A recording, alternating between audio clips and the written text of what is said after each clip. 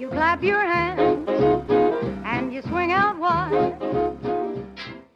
The guitar is one of the most decorated instruments of all time. In a rock band, the backbone is the bass and the rhythm is the drums. Therefore, the guitar can essentially do whatever it wants to the lead. Since it's such a popular instrument, it's very difficult to stand out in a crowd of legends. So let's take a look at the S+ tier of the guitar. Kicking off my list, I have B.B. King. With the nickname King of the Blues, he had to appear somewhere on the list. Riley B. King was actually born at a plantation in 1925. He picked up his first guitar at age 12 and got the gears turning. He named his favorite guitar Lucille, which is a long version of Lucy, and that's a win in my book. After all, my daughter will be named Lucy after the Peanuts character because she hates everybody, and that's just a little bit relatable. And at number 9, we have the Guns N' Roses member Slash. The German prodigy is super talented band of misfits. I love Guns N' Roses, but they're kind of horrible. Also, Axl Rose was hitting on a 15-year-old girl at a concert. Slash, however, has the hand of an angel. He has some of the best guitar solos of all time, such as Sweet Child of Mine and November Rain. If you dismiss Slash originally because you don't like Guns N' Roses, don't. He is a diamond in the rough. At number 8, we have Keith Richards. The main guitarist of the Rolling Stones. He isn't the most impressive guitarist ever, but he really knew how to fix this guitar to make it sound different. Also, almost every Stones song is a different sounding guitar. Additionally, the guitar by Richards is always what keeps the rhythm. Keith Richards is so good, I'm considering naming my kid after him. My daughter will be named Lucy, but you know about all that.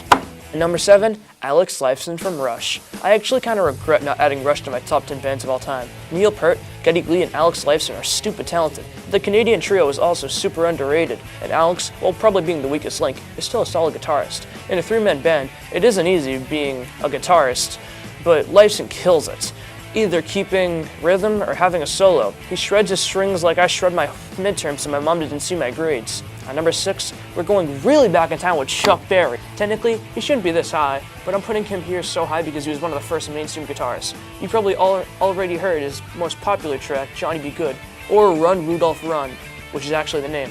If it's Christmas time, he was one of the first musicians who saw what the guitar's potential is. Some of you may disagree with this one, but at number 5, I have the singer and guitarist of Pink Floyd, David Gilmour. The electric guitar may sound like an odd choice for a psychedelic band because it kinda is.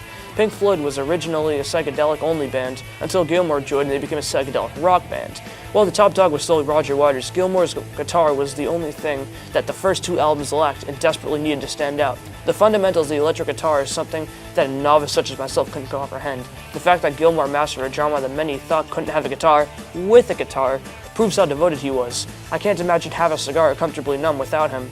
At number 4, we have my man, Eric Clapton. I clapped. Besides being the guy who wrote the song that played in Goodfellas, Clapton had a very distinct style. It sounded both calming and awesome, relaxed and upbeat, complex and simple. He could argue that he invented the modern standard for guitarists around the world. Whether he's in his infancy with the band Cream, killing it with Derek and the Dominoes, or having a stellar solo career, you better believe he was shredding his 6-string. And if you don't believe me, listen to White Room or Layla, but I assume you already have. And if not, you're simply wrong. We don't have honorable mentions, so let's just get right into that top 3, considering this is the S++ tier. At number 3, we have Eddie Van Halen. Shout out to all my Facebook moms. I see you. Van Halen is fairly underrated, with Michael Anthony, David Lee Roth, and Alex Van Halen, but most agree that the heart and soul of the band was Eddie. His muscle movement speed is unmatched to this day. His chords were so fast that it sounds like a keyboard sometimes, but it's most certainly a guitar. Every single Van Halen song is an extensive guitar solo for a reason, and it's the best part of the song, honestly. The guitars simply wouldn't be what it is today without Eddie's maneuvering it with his chords. And at number 2, I have Jimmy Page. For the second straight list, something related to Led Zeppelin is in the top 3. Let's see how long that lasts. Jimmy Page, firstly, is the main songwriter for Led Zeppelin. I just thought I'd point that out, but if we're talking about only guitar skills, he's still a living legend. Led Zeppelin has some of the best guitar solos of all time. Nobody's Fault But Mine, Whole Lotta Love, Heartbreaker, The Ocean, and Stairway to Stinkin' Heaven. I'm starting to realize it's kind of hard to say that somebody's good at the guitar 10 different ways. I hope I'm doing well. Page shined even in the years where the creative juices just weren't flowing. Presence is one of his best albums. It seemed like Jimmy owned every song, except for Moby Dick. That was Bonham's. And at number 1, to the surprise of every single human, Jimi Hendrix. Bit of a hot take, what can I say? I feel like the more I try to undermine what Hendrix accomplished, I have to admit that he's an obvious number 1, the more apparent that he is the greatest. The blues-inspired rocker takes the cake just for the fundamentals. Hendrix was always looking for a new way to play the guitar. Whether he tuned his guitar like a bass or he played it upside down, he never really missed a note. He really made a name for himself after his iconic performance at Woodstock, where he officially went mainstream. The thing is that Hendrix was the man who was credited for making the guitar modernized. It became more slick and groovy after Jimi's innovations. He is not only the best guitarist ever, but the most influential. Thanks for watching, everybody. This is the first list in a series of videos highlighting the best musicians to every instrument. Stay tuned for the rest. Besides that, what other list would you guys like to see next? Leave a comment, and I'll see you next time.